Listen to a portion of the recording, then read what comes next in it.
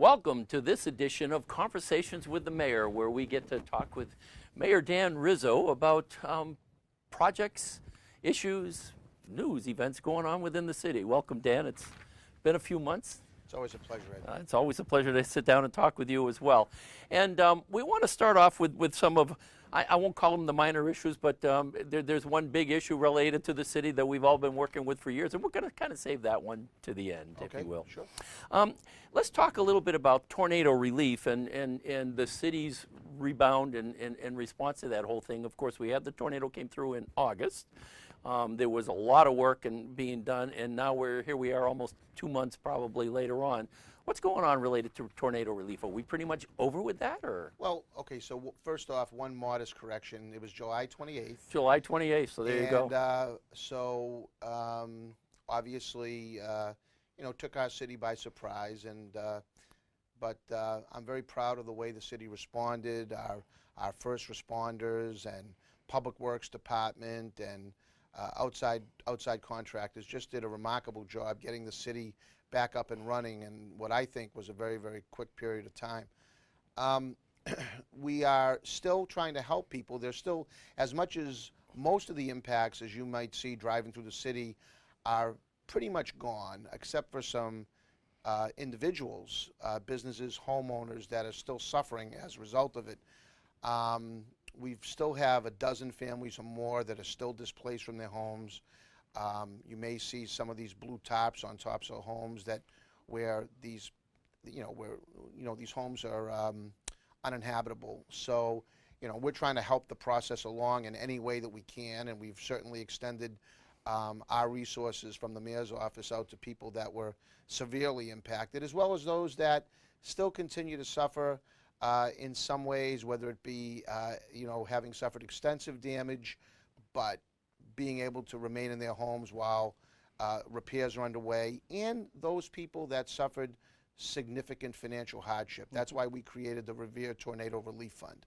And we've been actively raising money in that fund. We still have another fundraiser that we're having that'll be the tail end of October.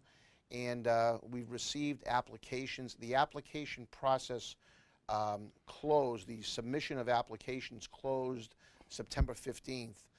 And we received about 140 applications. So we're in the process of reviewing those applications, validating the requests, and trying to see how we're going to match up the funding with the individual requests that we receive. So it's a process that we foresee maybe lasting about a month or so, maybe a little longer, 4 to 5 weeks in that time frame, where we'll actually be dispersing checks. So, but we're still very actively soliciting contributions to the fund. There was a lot of people that were, that I would categorize as suffering significant financial hardship as a result of this. And as we have historically, the city of Revere always supports each other, neighbor helping neighbor, and we've seen that certainly with the donations that we've received so far. So. And I was going to say, and the one thing that was quite evident in the coverage that Revere TV and the local stations in Boston, Channel 5 and so forth are doing is that how the city came together and how everybody in the city came together to support their neighbors and the people that needed help. Yeah, well, I'm not sure if I shared this with you privately in a conversation, but I know the head of the chapter, the Massachusetts chapter of the American Red Cross, was at the Rumney Marsh School. We had designated the Rumney Marsh School as a place where people could go, an emergency shelter for people who were displaced. And fortunately, everybody who was displaced from the storm found a place to go, whether it be a friend, a family member, whatever. And so by 9 o'clock at night, nobody had shown up to take advantage of this temporary shelter. So they went into the neighborhoods around 9 o'clock, and I was told that they had said they have never seen the level of cooperation and assistance to one another that they saw during those in those neighborhoods that were most impacted, as they did here in Revere, which obviously made me very happy and proud of. Yeah. So. As bad as the destruction was and everything else, it's so uplifting, if you will, to see that sort of response and people coming together like that. Yeah. Moving on to another uplifting experience, the Shirley Ave Festival this summer. Talk a little bit about that festival, where it got started, what happened, and what's the future for it? Yeah, so that really was a tremendous festival. You know, Shirley Ave, somewhere along the way in this city's history, lost its way. I think in some ways was neglected.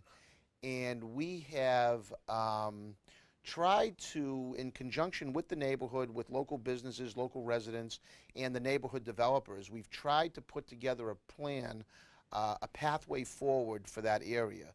And this festival is in keeping with one of those goals. We had released a plan back in May that unveiled basically 7 strategies on how to revitalize the Shirley Ave neighborhoods, and this festival is one way to do that, by bringing businesses and residents together and celebrate, you know, their particular neighborhood. Like any neighborhood, you know, would come together and you know, and celebrate their successes and talk about how they're going to improve upon what they have. This was, you know, essentially what had occurred during that festival, and it was a great, you know, it was a very hot day, but nonetheless, a lot of people showed up, and I think it was very well received by both business owners and residents down there. That's great. You know, I remember, and I'm sure you remember, everybody who's been in Revere for a long time remember Shirley Ave back in what we'll call the heyday, with the bagel shops and the shoe shops, and everybody used to go down to Shirley Ave and so forth. And I think I've spent some time on Martha's Vineyard, Oak Bluffs, and this what comes to mind every time I think of Shirley Ave is that there's that main street that comes from the carousel, if you've been to Oak Bluffs, that goes right up there, and there's shops and restaurants, and I'm saying this too could be Shirley Ave someday. And I know you have some plans for that sort of idea and design, do you not? Oh, absolutely. And again, I'll harken back to that 7 strategy plan that we released back in May. That is an active roadmap that we are going to use in conjunction with all the stakeholders down in the Shirley Ave neighborhood to help make this happen. I mean, similar to kind of what we're doing here on Broadway. Little different, but similar, you know? Yeah. Moving on from there, we have the Columbus Day Breakfast coming up. Yes, it's going to be held on a Saturday morning this year, Saturday, October 11th. And this really is the only fundraiser that we have to support this parade that had been on the shelf, I think, for 5-6 years at least. The city did not have the financial wherewithal to continue on with the parade, so it was decided back at that time to end that long-standing tradition. But when I assumed my role as mayor, I met with members of my administration, and we quickly realized that the Columbus Day Parade was one tradition that we didn't want to give up on, and so we brought it back. We've held now. This will be, I believe, our 3rd Columbus Day. I believe breakfast. It is the 3rd. And we, with the help of the City Council, they committed some funding through the budget, and we are raising money privately to run a biannual parade. So similar to how East Boston has it every other year with the North End, we're having it every other year with East Boston. So, and the East Boston people have been tremendous. You know, the committee over there that runs the parade, they have been absolutely tremendous. Buddy Mangini and his whole crew, they have really been so helpful to us, because a lot of us here that were trying to bring this parade back had never really been involved in running a parade. So safe to say, we wouldn't have been able to run the parade that we did last October without their help. And so, this year it's going to be in East Boston, and next year it'll be back in Revere. And so this breakfast will go towards, again, funding next year's parade, because if you recall last year, it was one of the best parades that I've seen. And so it was a great, grand way to bring it back to the city. And we want to continue that. We want people to come to the parade because there's really something to see. And so we want to make it special every other year that we have it. So the message really going out is that, even though we're not having the parade this year, this is a fundraiser to support the parade that we will be having next year. Right. So it costs an, come out and support it. I'll tell you what, it's not just as simple as putting people out and, having them march down the street.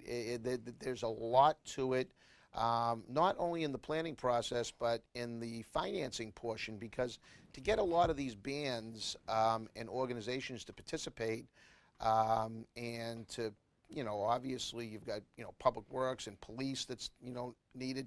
There's an awful lot that plays into this financially. And so without the money, we cannot, it's going to be next to impossible for us to keep it going. But so far we've been successful. People have embraced this breakfast. Today I received 2 emails from local businesses that have bought tables of 10.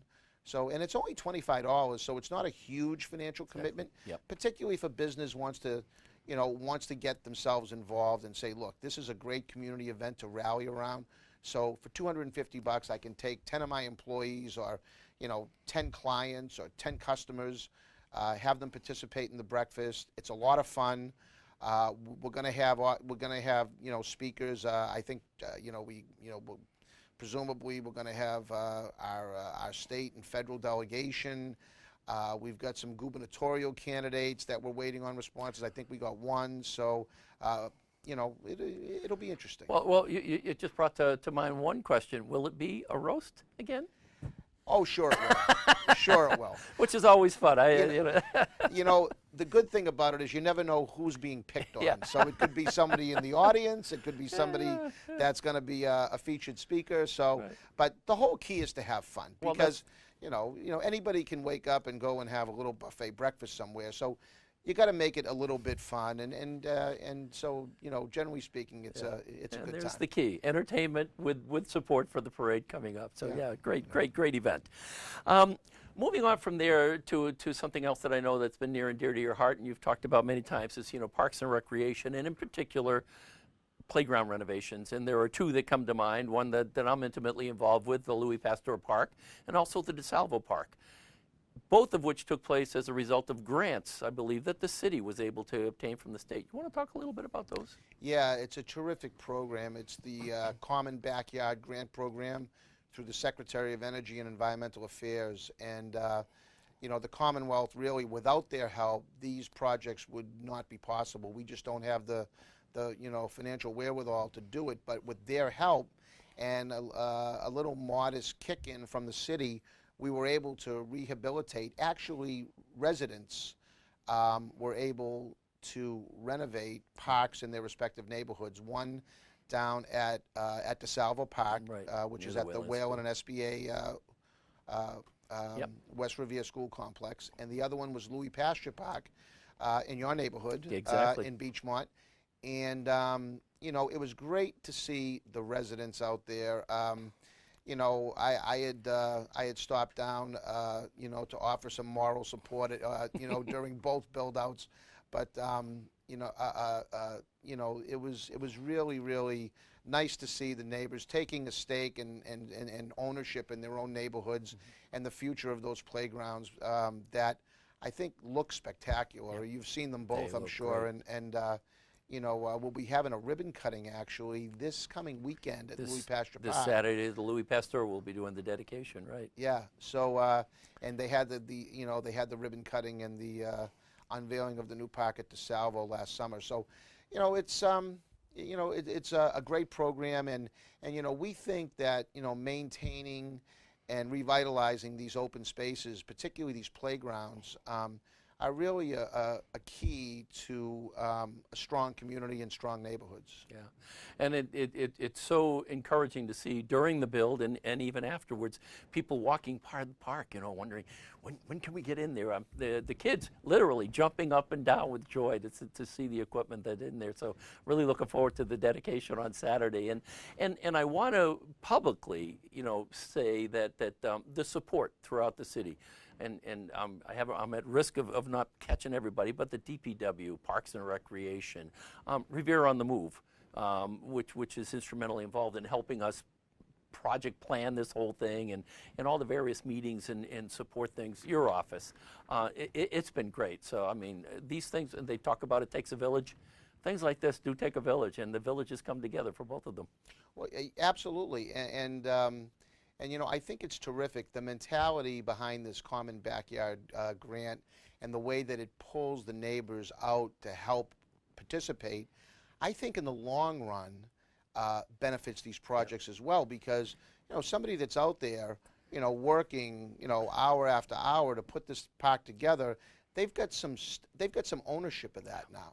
Yeah. And I think that is going to lead toward these parks being a little bit better taken care of, or at least more eyes on these parks, you know, so because, you know, you hate to see them get vandalized or, you know, get run down with graffiti and stuff like that. So I think the more people involved, the more people that have a stake in these particular projects, I think the more sustainable they're going to be. And in the case of the Louis, there is a family who the father used to lock up the park every night at sunset. Unfortunately, he passed away, but now the daughter is going to take on that mantle with her sons. That's so great. yes, and that's the beauty of it. You see that community involvement and community commitment to keeping it up. It's incredible. Yeah. I'd like to move on to another subject, and that has to do with ongoing developments. You know, we've talked in the past about a number of different things that are going on in the city, and maybe we can do an update on them. Let's talk about the market basket first. And Sure. after all that went down with that this summer, that was another big story this summer here. Right, right. Finally, we're moving on with it. Yeah. We're definitely moving on. You know, contrary to some I'll call innuendo that maybe our administration has been solely focused on a casino, that couldn't be any further from the truth. We've got an awful lot of activity going on around the city. Market Basket, clearly one of them. I mean, I thought I would have been cutting a ribbon with Mr. DeMoulis last September, and lo and behold, it's not going to be till the beginning of November. But we are going to be opening up that store. It might even come as early as the last week in October, but I'm told November 1st or 2nd as the latest. I'm doing a walkthrough, I believe this week or next, just to get kind of a feel for the store with Market Basket representatives. Arthur T. has committed to coming and cutting the ribbon with us. He's been through an awful lot, obviously, and I remember prior to the board of directors removing him as chairman or as president, he was very, very anxious to get the Revere store open, but he was handcuffed. He really couldn't, and he had said to me at that time that he was going to be the wind at my back and do everything he can to try and open that store as soon as he could. And then naturally he was removed, the fight ensued. He's back as, you know, majority owner now, and his first order of business in terms of new stores is opening Revere. So clearly he's a man of his word, and you know, I can see really why all those employees put their jobs on the line to support him. He's definitely the real deal. So. Yeah. Well, looking forward to that opening. Let's talk about the Hill School and the stadium. The progress there. What's that looking like? Those are coming along. Our hope was that the stadium would be available for the Thanksgiving Day football game between Revere and Winthrop. I don't know if that's going to happen. Last time I drove by there, I'm not sure. But yeah, oh no, but these things come together quick. That's incredible. You know what it's yeah, like it when does. you know. So, oh yeah, I mean, you'll start to see an awful lot of, this next 4 to 8 weeks, you're going to see a lot of activity there. Well, it's going to be interesting. And as far as the school goes, we're still on target there. Next September will be the first official class of the new Sergeant James J. Hill School that will be taken over for the McKinley, 690 seats. So we're, that's coming along right on schedule and looking great. There's some logistical things we're working on to try to make the aesthetics look a little bit better. We're talking about potentially moving some telephone poles from that side of the street over to the other side and so on. But those are all stuff that I think is going to work itself out over time. That's great. And we've got other development projects. We've got the Harley Davidson that's well underway in Linden Yes, Square. I was going to ask about that. So where does that stand? They should be opening up probably in the spring, I would imagine. They're really moving along now. That's a $15 million development. We have neighborhood developers. The neighborhood developers that's going to be knocking down the old Reardons on the corner of Broadway Beach. and Beach Street. Yeah. So that'll be coming down uh, probably sometime in the late winter, early spring, and that's going to be an over 55 development. So that's much needed. Yeah, knocking rears down is going to bring a tear to a few people's eye, I think, because that'd been a hangout for many, many years. Oh, sure. Particularly the night before Thanksgiving games. Oh yeah, yeah. If you could get in. Yeah, if you could get in. I know my brother was the bouncer at the door for a while. Okay, yeah.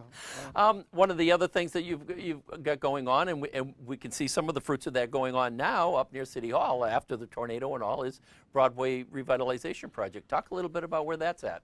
Oh yeah, I mean we're going along after the tornado.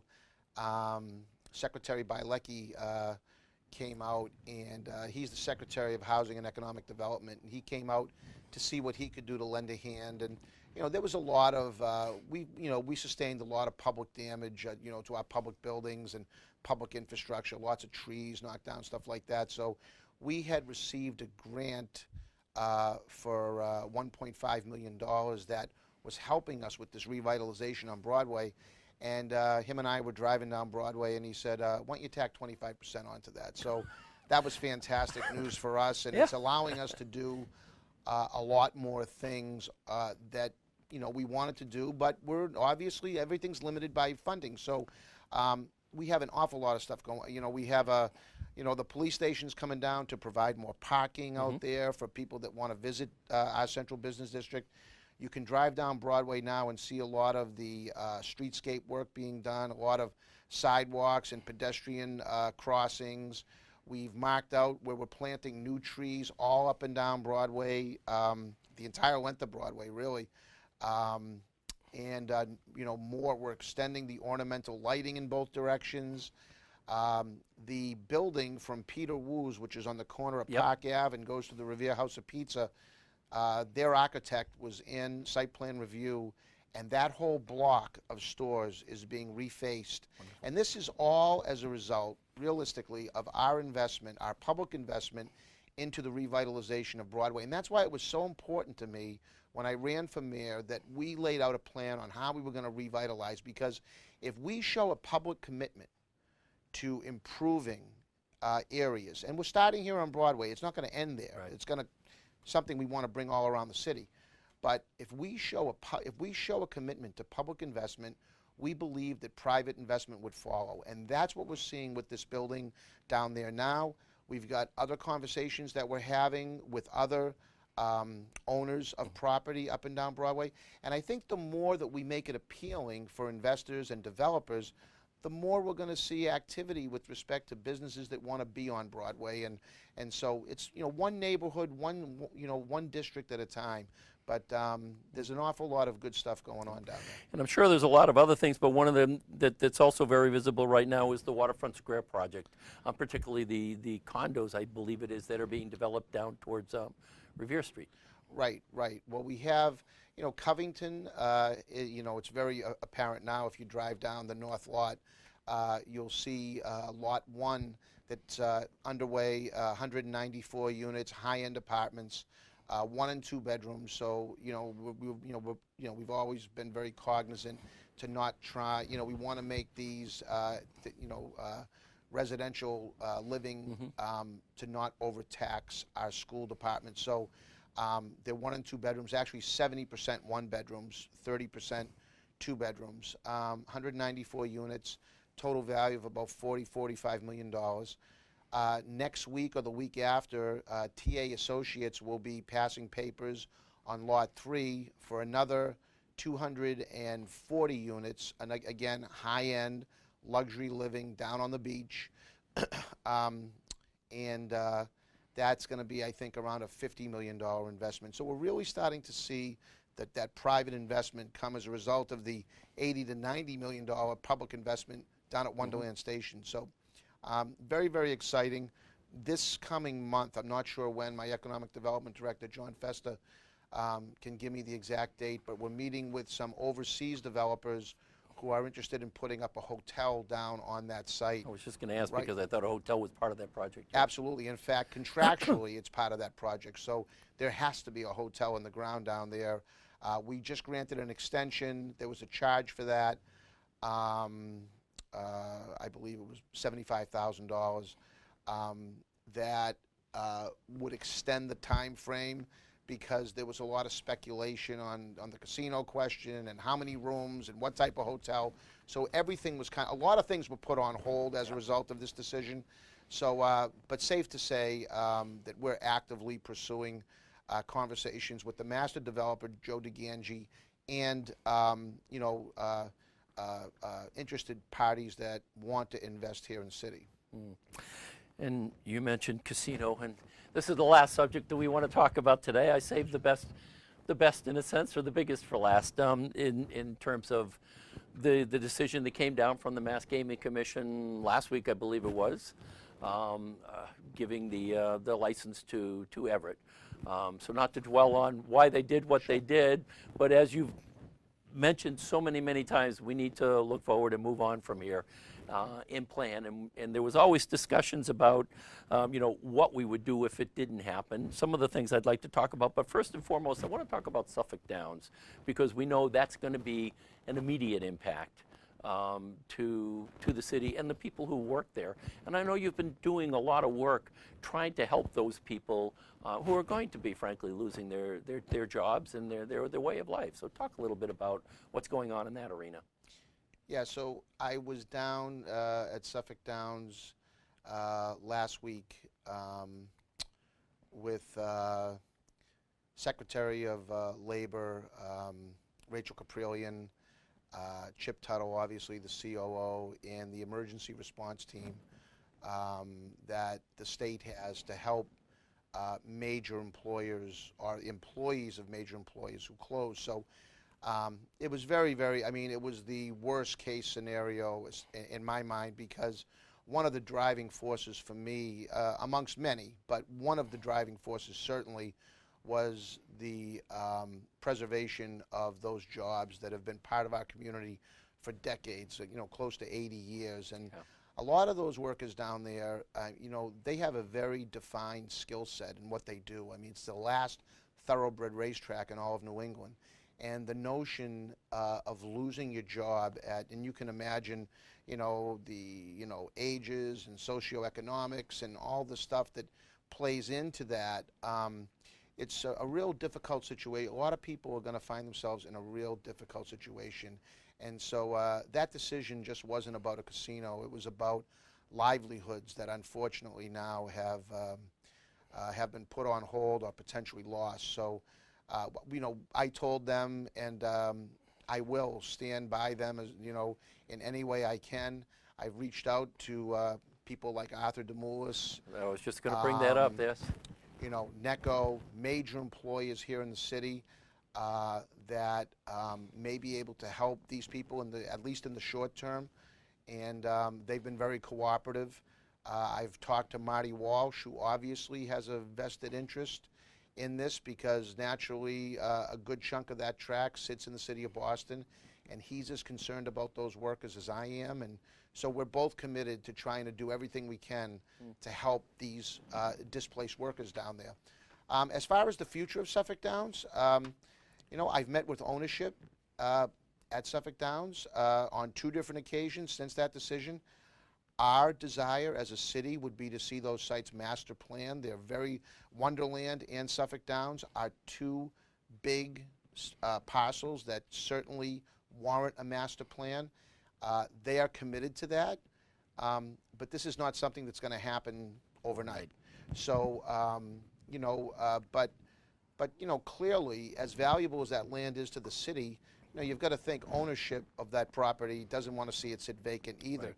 In fact, Wonderland would have long been developed, but that was put on hold because naturally it's the same owners that own Suffolk Downs, so they didn't want to do anything until they had a decision on the fate of what was going to happen there. So, but now these conversations have started, and arguably, you know, I've always said we were in a win-win situation.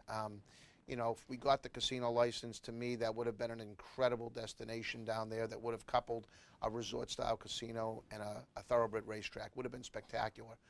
But if that is not meant to be, then, you know, we have within our city's borders two of the most valuable pieces of property probably in all of metropolitan Boston. So that will no doubt attract developers like Federated, who just did Assembly Row in Somerville. You probably are familiar with that. Very familiar with it. You know, I talked to Mayor Curtatone, and you know, he said, you know, that he was deriving, you know, the city of Somerville was deriving close to $20 million in tax revenue just from that, you know, piece of property, and 20,000 jobs. So very significant. And I can say this: ownership is very, very interested in going in that direction with respect to any type of master planning. So. Yeah, and to that point, and with a conversation with a number of people after the casino decision relative to that fact, I'm saying, look at Somerville, look what they did there. This is something that would fit perfectly in there and create that sort of magnet, that draw to the area, to the city, you know, that we're looking for. So that's great. You were talking about other uses, and just before we leave the Suffolk Downs, is I believe this Saturday is the last day of live racing, and I think they actually close on the 20th of November. Are those the correct date that you know? You of? have the right date. Yes, Yeah. yes. And So anybody who is interested in going down one more time to catch some live racing, this next Saturday is the day to do that. absolutely. I'm actually going to bring my 2 grandkids down to, Yeah. Well, I'm to sure say, I'll remember bump, this day. I'll bump into you down there, I'm sure. Yeah. Going on, you know, and of course, a big part of the whole casino development and the lure of the casino also was the, I called it the ancillary development that would take place around the city. Other projects, other hotels, and things like that. Obviously, they've taken, and you can tell me right or wrong, a little bit of a hit because the casino's not going to be here. At one point, somebody said to me, draw a line in the sand. There's 1,000 people on this side of the line waiting to jump over when that casino decision is made. Are there 500 people, 200 people? Where is that interest still there to jump over that line Interest for Revere, in developing in Revere? Oh, there's no question about it. Yeah, There's please talk about that. So, oh yeah, I mean, so we have, I mean, you've got to remember, before I took office, I created a position to fund an economic development director. This city never had an economic development director, somebody that was going to aggressively go out and seek investment for the city. That's not to say that we didn't get it passively, or, you know, that, you know, but I think the opportunities have been magnified as a result of this position. So we are in conversations, for example, Shaw's, which is right across the street from Suffolk Downs. We are in active conversation still, since the decision, with a major hotel operator down there. I don't know where that's going to go. None of these deals, none of these land deals and major projects happen in a week or two. It's not like going out and buying a home. You see something you like, maybe you can close in 45 or 60 days. It doesn't work that way when you're talking about multi-million-dollar projects. Sometimes you've got to foster these relationships and these due diligence for a long, extended period of time. You know, John Fester, again, my economic development director, him and I meet regularly, and he gets very anxious, you know, and I have to kind of calm him down a little bit. I said, John, I haven't been mayor for 3 years yet. I mean, there's been an awful lot that's happening, and we have to take a step back and, you know, celebrate some of our successes. Of course, we're going to work to continue on, but there's a lot going on in the city right now, and so, you know, we have to be patient. We want the right type of development. We just don't want to arbitrarily take anybody that comes in and wants to put something up. We want to make sure that it's going to blend in with the city's philosophy and you know, blend in with what the neighborhoods you know, would like to see. So you know, there safe to say there is a lot of interest in the city of Revere. There's no question about it. And in terms of keeping up that interest, and if I'm not mistaken, you have another economic development summit coming up in October, November this year, is it? Yes, exactly. So we're buttoning down that day. It's either going to be November 20th or the 21st, the 21st being a Friday. And that's the preferable date for us. But it's a matter of trying to get the right location for this summit. This is basically going to be a progress report as to what's happened since the last summit, and different things that have occurred since then that we'd like to share with developers.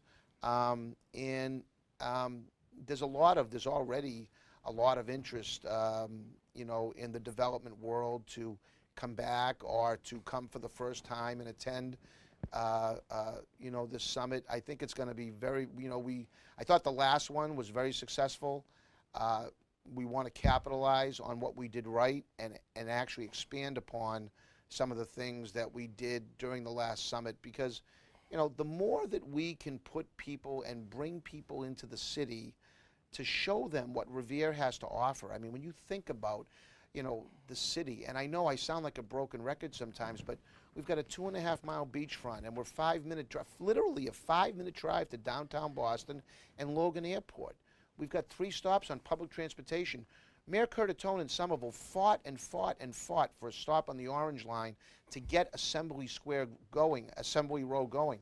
That would have never happened without that train stop, and he'd be the first one to tell you that.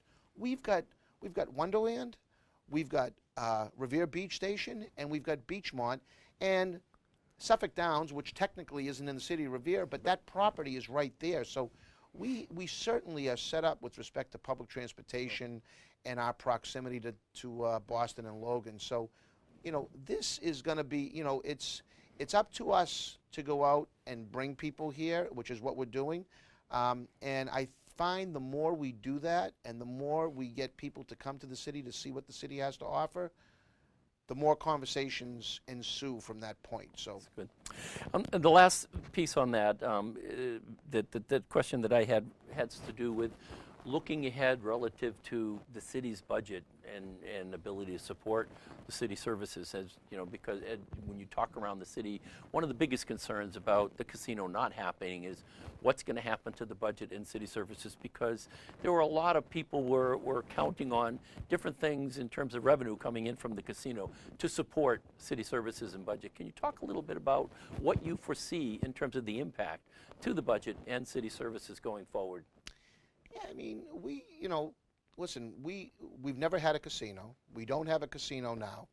And the city has certified the largest amount of free cash 2 years in a row than the city's ever seen. And free cash, as you know, is, what we budgeted for, what we spent, and what's left over at the end of the year, because we control our expenses.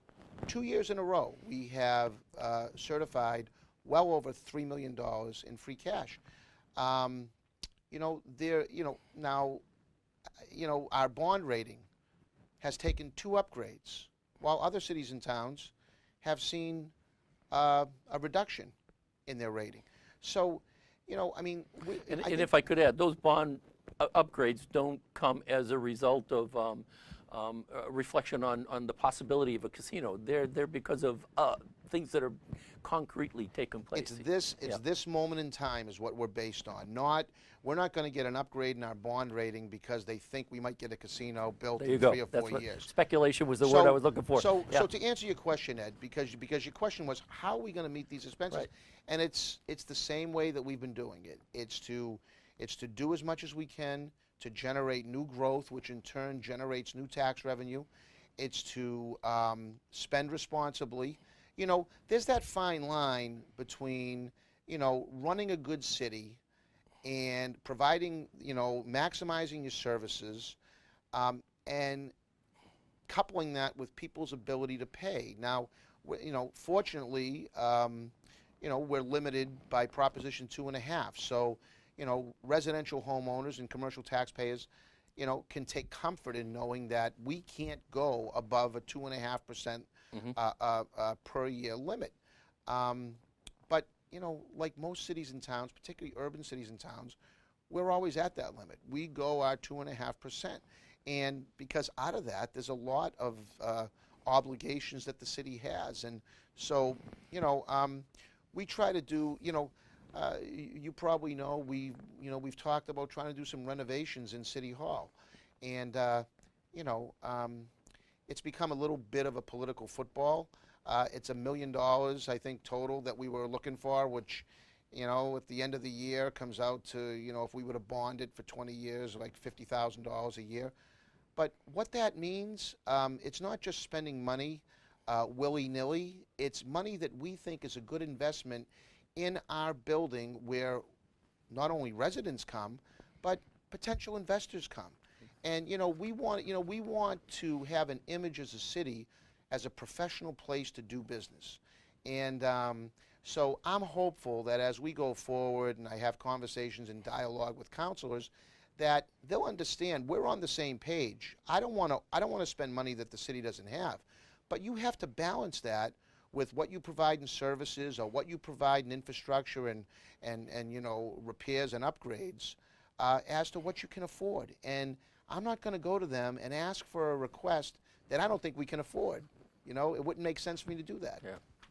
So I guess in closing, I guess I'd characterize it in terms of about, we took it on the chin, we hit the mat, we're back up, and the fight ain't over yet. Nope. I would just say stay tuned. There's a lot more to come. So, and I think the city of Revere, as much as you said it, we did take a hit. It hurt for a moment, but we've got a lot of good things to look forward to. So, it's a great time for our city, and I think that our future is nothing but bright. So. Well, I'm looking forward to more conversations so we can talk about those good things that are yet to come.